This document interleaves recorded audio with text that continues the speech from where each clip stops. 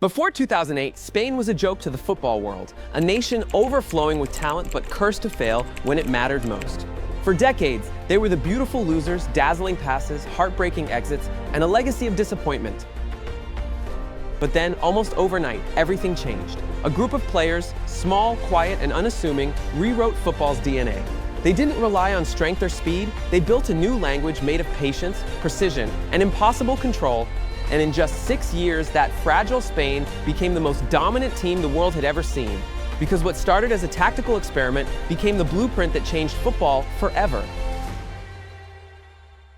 For decades, Spain was a mystery wrapped in failure, a nation obsessed with football, producing world-class players generation after generation, yet somehow always falling short. From Raúl's elegance to Morientes' power, from Hierro's leadership to Torres' speed, Spain had it all except results. Every tournament followed the same tragic rhythm: breathtaking football, endless hope, and then heartbreak. They were called La Furia Roja, but the world saw them as fragile. Quarter-final exits became a tradition, penalties their nightmare. The media started calling it La Maldición, the curse, a dark cloud that seemed to follow them everywhere. Euro 2000, knocked out early. 2002 World Cup, robbed against South Korea, but still blamed themselves. Euro 2004, humiliated in the group stage. The 2006 World Cup felt like their last chance to prove they weren't just a team of wasted potential. They played beautifully, crisp passing, attacking flair, but when they met France in the knockout stage, it was over. Zidane outclassed them, and Spain went home early again. The headlines were brutal. Same story, new excuse. By then, even their own fans had lost faith. The players looked divided, club rivalries stronger than the badge on their chest. There was no chemistry, no purpose, just talent wasted. But then came a man few believed in, Luis Aragonés, stubborn, bold, and brutally honest. He didn't care about reputations or egos, he cared about unity, and what he was about to do would not just break La Maldición, it would ignite a football revolution. Luis Aragonés wasn't a man who followed trends, he created them. When he took over Spain, he inherited a broken team full of cliques, divided by club loyalty and ego. The Madrid players sat on one side, the Barcelona players on the other, and no one trusted anyone. But Aragonés saw through the chaos. He didn't want superstars, he wanted believers. The first thing he did was ruthless. He dropped Spain's biggest icon, Raúl. To the press, it was madness. Raúl was the captain, the face of Spanish football.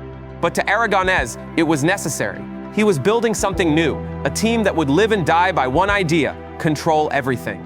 He began shaping the squad around the young core of Barcelona, Xavi, Iniesta, and a teenage Cesc Fabregas.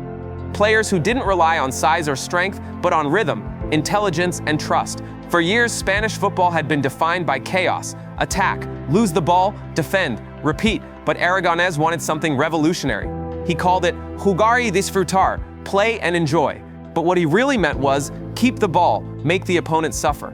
The world didn't realize it yet, but this was the birth of Tiki-Taka, a philosophy that valued patience over power, brains over brawn. At first, no one believed it could work. Spain were too small, too soft, too idealistic. Critics said that style might work in Barcelona, but not in a World Cup. But Aragonés didn't care. He was obsessed with turning Spain into a single organism. Every pass, every movement are synchronized like a machine. And when his players started to believe, everything changed. Training sessions turned into symphonies of short passes and endless movement. The old guard doubted it, but the young ones felt something different, something that clicked. Aragonés had done the unthinkable. He had convinced Spain that they didn't need to play like anyone else. They just needed to play like themselves. And soon, the world would find out what that looked like. Euro 2008 wasn't supposed to be Spain's tournament. They arrived quietly, without hype, without fear. Just a group of players learning to trust a new identity. No one called them favorites. The spotlight was on Germany, Italy, and the unstoppable Cristiano Ronaldo. But inside the Spanish camp, something was shifting. They weren't chasing validation anymore, they were chasing perfection. From the very first match, it showed. The passing was hypnotic. Xavi and Iniesta dictated the rhythm like conductors, while David Villa and Fernando Torres became the perfect balance of speed and precision. For the first time, Spain played with no anxiety, no desperation, only control. But their true test came in the quarterfinals against Italy, the team that had haunted them for decades. Spain hadn't beaten Italy in a competitive match in 88 years. Every Spanish fan felt that familiar dread that this was where the story would end again, but not this time. For 120 minutes, Spain dominated but couldn't score. The match went to penalties, their biggest psychological wall. Yet something felt different. Casillas saved, Cesc scored, and when that final penalty went in, it wasn't just a win, it was an exorcism. That night, Spain broke the curse. The locker room exploded with relief, tears, laughter, disbelief.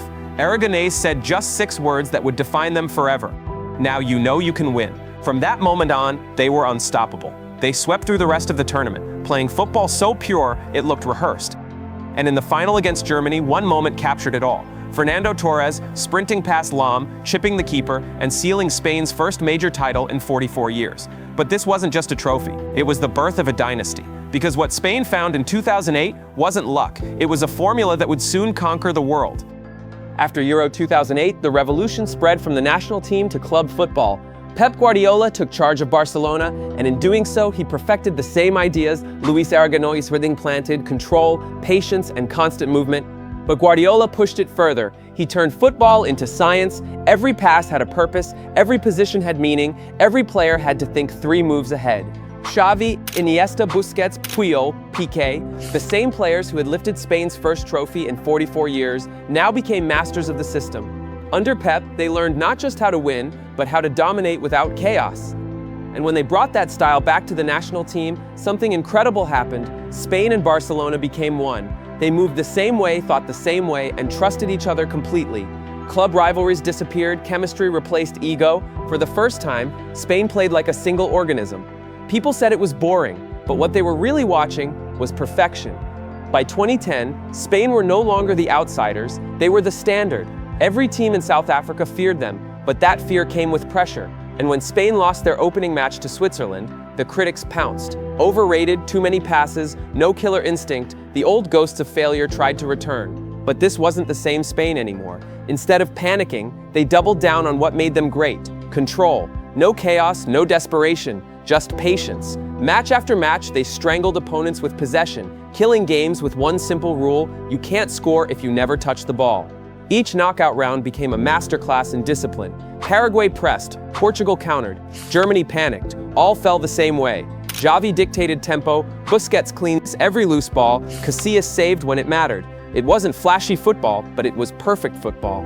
And then came the final. Netherlands, brutal, physical, desperate to break them. The match turned into a war disguised as a game. Kick after kick, foul after foul, Spain kept passing, kept believing, until the 116th minute, when Iniesta, the quiet genius, wrote history with one touch. The ball hit the net, Spain erupted. From cursed to crowned, from forgotten to forever. That moment wasn't just a goal, it was a symbol. A nation once mocked for being weak had conquered the world without changing who they were. Spain had reached football's highest point, and in doing so, they redefined what greatness looked like. After winning the World Cup, most teams fall apart, egos grow, hunger fades, and history shows it's almost impossible to stay at the top. But Spain wasn't like most teams. They wanted to make the impossible look easy. Euro 2012 was their final test. Critics said they were finished, that teams had figured them out. The style was predictable now, too slow, too safe. But when the tournament began, Spain proved that domination isn't about surprise, it's about execution. Match after match, they played with surgical precision. They didn't just beat teams, they drained them. Croatia, France, Portugal, all suffocated under that red wave of possession. It was chaos, it was control. Every pass was a reminder that Spain didn't just play football, they owned it. And then came the final against Italy, a statement game. 90 minutes of perfection, 4-0, the biggest win in a Euro final, and the most complete performance in modern football history. From Silva's opener to Torres' cold finish, it was art in motion. When the whistle blew, Spain had done what no nation ever had: 3 consecutive major titles. Euro 2008, World Cup 2010, Euro 2012. A 6-year reign built not on strength or luck, but on patience, chemistry, and faith in an idea that once sounded ridiculous. Spain didn't just dominate football, they rewrote its rules. When the dust settled after 2012, football had changed forever. Every academy, every national team, every coach wanted to copy Tiki-Taka. From Germany's youth programs to Manchester City under Pep, everyone tried to build their own version of Spain. The game had evolved, and the blueprint was theirs. But like all dynasties, Spain's magic eventually faded. The players aged, opponents adapted, and by 2014, the world they created had turned against them. Teams learned to press higher, move faster, and punish the very patience that once made Spain untouchable. The empire fell as quickly as it rose. Still, what they left behind was more than trophies. They changed how football was thought. They proved that size didn't matter, that control could beat chaos, and that teamwork could outshine raw talent. Xavi and Iniesta became symbols of intelligence over strength. Busquets turned simplicity into art. And that golden generation from Torres to Casillas taught the world that dominance doesn't always roar. Sometimes it whispers. Years later, their influence is everywhere. In Guardiola's Manchester City, in young teams that dare to pass when others panic, and in fans who still remember that perfect era when football looked effortless. Because Spain didn't just win, they built a philosophy, one that reminded the world that beauty can be ruthless. By 2014, the spell had finally broken. The same style that once made Spain untouchable now made them predictable. Their passes still flowed, but the spark was gone. The team that once controlled every game suddenly looked human. The World Cup in Brazil was supposed to be another chapter of glory, but instead it became their downfall. In their opening match against the Netherlands, the world watched in disbelief as Spain was torn apart 5-1. Casillas, once the hero of South Africa, looked lost. The midfield that once ruled the world couldn't keep up. The dynasty that had changed football was collapsing in real time. After that, Xavi retired. Puyol was gone. Villa, Torres, and Alonso followed. The golden generation had given everything, and there was nothing left to give. The world moved on, but their shadow remained. Because even in defeat, Spain's influence never disappeared. Every young player who learned to think before running, every team that believed in control over chaos, they were all children of that era. The golden generation may have ended, but their fingerprints are still on every touch of the ball today. Spain didn't just dominate a decade, they built the foundation for the next one.